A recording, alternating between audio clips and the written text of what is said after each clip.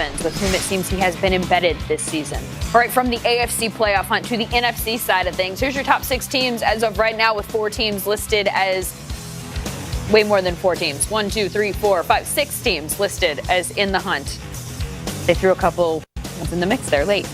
Threw me off. Seahawks looking pretty cozy, though, right now for now at the top of the list. They've got a 2-game lead, a guaranteed playoff spot, and even more that they can clinch this week. The division is theirs if they beat the Niners. Also, a first-round bye would be in the bag. That's obviously a pretty big if, though. Omar Ruiz, the Niners beat the Seahawks last time they traveled to San Francisco. What are they saying there about this week's matchup? Well, Lindsay, they know it's a short week, but that doesn't faze them. As Earl Thomas said, football's fun, just means less amount of time before they get back on the field again. You could see that fun play out, the way they were dancing and all the defense was getting involved. He says that's how they practice. He says sometimes it gets on the nerves of Golden Tate and Doug Baldwin and the rest of that receiving corps. And you know certainly it'll get on the nerves of the San Francisco 49ers if they play well enough and able to do that at Candlestick Park. But remember, the last 2 times that they have played, 2 dominant wins for the Seattle Seahawks, those games have been at Century League Field. The last time they played in San Francisco, a 13-6 win for the 49ers. But on the other hand, in Seattle's favor, it was Week 7. They were coming off that "You Mad Bro" game, the big win over the New England Patriots. Their mindset probably not what it is now in terms of bouncing back from a big win. And it's a little different short week because remember, at that time in the season last year, Darrell Bevell had yet to unleash the full offense to Russell Wilson, something that now Russell Wilson has full command of the offense, full command of the playbook, full command of the team. So they'll go down there to San Francisco, a confident bunch. As Michael Bennett told me, they're going to bloody the 49ers' noses or attempt to play that physical brand of football. And they're excited about going 1-0 this week and take on perhaps an NFC West championship. You Mad Bro conjures up images of the What's Your Deal game. That's what I thought of initially. But that, of course, was a different Jim Harbaugh and Pete Carroll game from way back when. Thank you very much, Omar. Seahawks-Niners, clearly one of the notable games to look forward to this weekend. Colts-Bengals, Lions-Eagles, Dolphins-Steelers, Panthers-Saints, and the Cowboys-Bears, a few others. That last one, the Monday night game, it is in Chicago. The home team having dropped 2 straight, the team from Dallas having won 2 in a row. So the momentum favors the Cowboys here, Desmond Purnell. And the injury report might as well.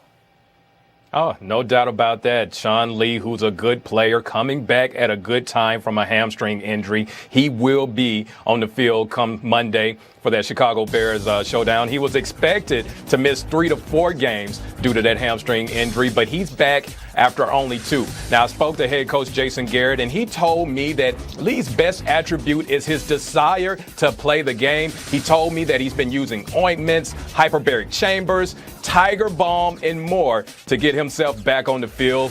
Meanwhile, the news isn't as good for Cowboys running back Lance Dunbar. He will miss the remainder of the season due to knee surgery. Today, the Cowboys actually brought in 4 running backs and a fullback for tryouts in hopes of trying to fill that void. It'll be interesting to watch when the Cowboys have the ball. Their former nose tackle, Jay Ratliff, or I guess Jeremiah, as he is now going by, played his first game for the Bears on Sunday. Cowboys cut him a few weeks back because he couldn't play. Are they mad that they're going to have to play against him now?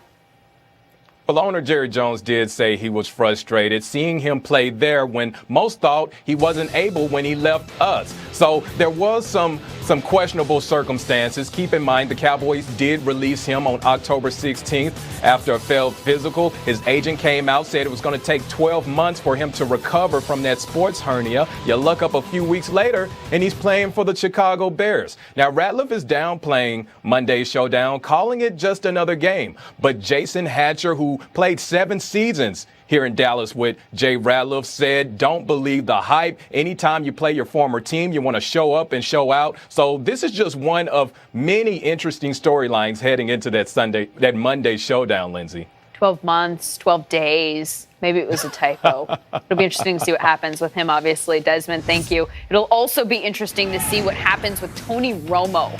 Now, you know it's not November anymore, and you know that has historically been his month. December, not as much. As you see here, his win-loss record in the month completely different than November, as is his touchdown-interception ratio, his passer rating. These are all statistics that Daryl Johnston has seen play out for years, probably much to his chagrin as a former Cowboy. Is there any reason to believe, Moose, that this December is going to be different than Decembers of the past for Romo? I think there really could be some hope for the guys this year in the month of December. And when you saw those numbers, it's very difficult to be positive and optimistic as you're moving forward. But I think the big thing is when you look at what Tony Romo has done, go all the way back to 2006 when he became the starter. From 2006 through last year, they're minus 12 during December and January in the turnover battle. This season alone, they're plus 12. So to kind of flip that whole thing, what Monty Kiffin and Rod Marinelli have done coming in is gotten a mindset of the defense where they're taking the ball away. And Tony has been good with his possession of the ball. From time to time during his career, he's had some tough stretches, but this year he's been very good with that. So I think there's a possibility that they get into it this year. I know that the desire is there. They were very excited coming into the year. And, being down in Dallas and hearing all the positive thoughts. And then as the season progressed and they had the injuries on the defensive side of the ball and some other challenges, it's been a difficult year. But they were very, very positive coming in from the offensive perspective. So it wouldn't shock me at all to see them get on a nice run during the month of December. And he's been far more clutch recently. And that's really what it comes down to, right? In December is those games are meaningful games and he hasn't come up clutch. Well, maybe. They haven't. Exactly. They haven't. And I think a lot of times he takes the majority of that blame. And, the quarterback always gets more credit and more blame than he deserves. But really, that really is the knock on Tony Romo. He's on the cover of Sports Illustrated a couple of weeks ago, with the announcement. And you have to think about why that's that way. And it's because he hasn't won that clutch game. He hasn't won the big game. In 2008, in 2010, in 2012, he's been in a win and you're in game, and he hasn't won those games. So once Tony wins that big game, he starts to build some momentum from that point on. But that's probably the reason that he gets criticized as maybe one of the more polarizing players in the NFL. You called that Cardinals-Eagles game over the weekend. Got a chance to see this Nick Foles guy up close and personal. Is he as good as the numbers indicate that he is? It was our first time having a chance to meet him. We had the Philadelphia Eagles early in the year, but Nick had the concussion. And the big question that we have about Nick Foles is the Dallas game earlier this year when he was playing. And we talked to Chip Kelly about it. And Chip looks at it from the point that that's an anomaly. Whatever it was that day, he just wasn't in the right frame of mind. He was not in the zone. And really, since he's come back from that concussion, he's just been on fire. And when you start to do something and the next guy ahead of you is Peyton Manning, and you're only one touchdown behind breaking that record. To surpass Peyton Manning if you go 20, 21 touchdowns without an interception to start that season, that's amazing. So I think that alone says, what kind of zone he's in, how he's playing, his decision-making at the quarterback spot. I think the big thing with Nick Foles that nobody talks about is he is effective running the zone read. Now, he's not going to run 60 yards down the field like a Michael Vick would, but he puts them in really good second down distances during the course of the game. So I think it's going to be fun to watch, what Philadelphia does moving forward with Nick Foles. Coming into the year, you had Michael Vick, Nick Foles, Matt Barkley. You had this different array of quarterbacks. What are we going to do here? And I don't know if we've really figured that one out yet. You don't think he separated himself enough? Oh, absolutely, from those guys. Clear? Definitely from those guys, yeah. But, now where do we go from there?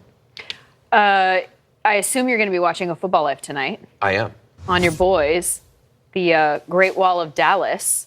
What are you? You're in that, right? Yes. They talked to you for this, and you will be appearing on Backstory afterward. Looking forward to it. Jay Novacek and Nate Newton and Michael Irvin. So it was a very unique collection of guys. They were unbelievable, and you see all the stats about Emmett, and he's not having contact until he's 2 yards down the field. That's unheard of at the NFL level. And that group of guys and the depth that we had. When one of them went down, somebody else would come in. It was amazing. And they were also very different. They were also very unique. They all had a different role on the team in building the chemistry of that offense. And Tony Siragusa and I we discuss on the weekend, and he'll always say defensive mentality, and you got to be physical on the defensive side of the ball. And I think that group showed that as an offense, you can be very, very physical too and take control of the game. Of course, you get a little bit of credit for Emmitt Smith and those numbers too. Yeah. Where's your football life? I'm going to piggyback the guys. That's coming up tonight at 9 p.m. Eastern. He will appear on a Football Life Backstory immediately following at 10. Thanks a lot, Moose. You're welcome. Still ahead on this show, things have not